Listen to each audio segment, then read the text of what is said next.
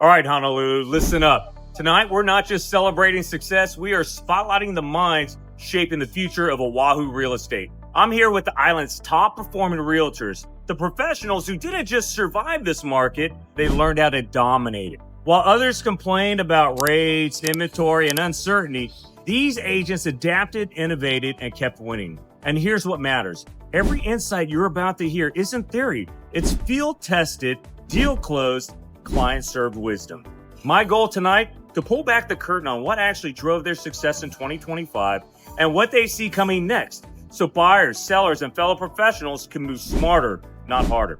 So let's get into it, because opportunity doesn't wait, and neither does Hawaii real estate. In the last 3 years, I would have to say I'm more on the listing side. I have switched over to that. I've been in the business for, it's going to be 20 years. Oh, wow. So a lot of my business comes from social media, from past clients, from exposure. I'm really into marketing. Yeah. I find that just personal exposure, personal marketing is really what, people see me and they just call me, right? So I'm at that stage, which is nice. That's awesome. Yeah, that's great. Tell me about your social media. Which platform do you like most, and how often do you do it? Because it takes quite a bit of time. It can and doesn't have to be. Okay. So I've always been from, the days of at the beginning on Facebook, and that was my platform. Okay. And I naturally like to take pictures and videos. So that was just my outlet. And I, without even realizing what I was doing, I was always marketing myself and my homes and the real estate.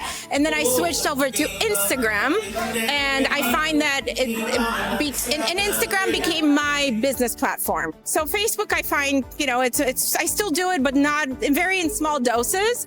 Whereas my Instagram is mostly business, real estate. Okay. Yeah. When you're working with a loan officer, what's your expectations of a loan officer?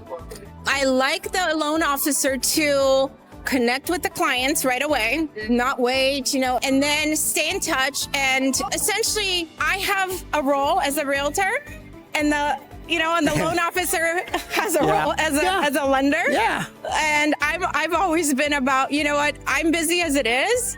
And you do your job, but keep me in the loop, and really keep me in the loop, and just let me know that everything's going fine, right? But I expect that the job is done, and if there's any issues, just let me know. What differentiates the broker, and you tell me what you think in your experience has been on after closing? We're very big on the follow-up after closing, staying in contact with the client.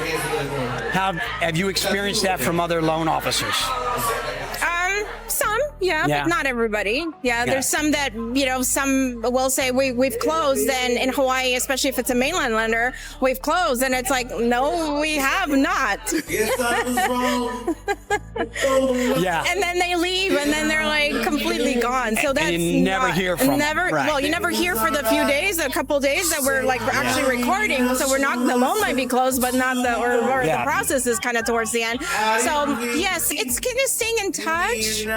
However you want to do that, and everybody has a different process, whether they're online, whether they're on social media, whether they're sending emails, postcards, calling. Some people love doing that, so whatever that is. But I think, again, it goes back to communication and helping. It really goes back to helping the client. And I actually had that conversation earlier today with another realtor, and we were just talking about how long somebody's going to be in the home, and it's the education from the loan officer and from the agent to know what they're getting into, especially if they have to sell, and be okay, to walk away, right? We're professionals, and I think just your career and my career, I've had amazing clients and amazing career just because of that, and people call me from other states for help, even though I can help them remotely. That's but great.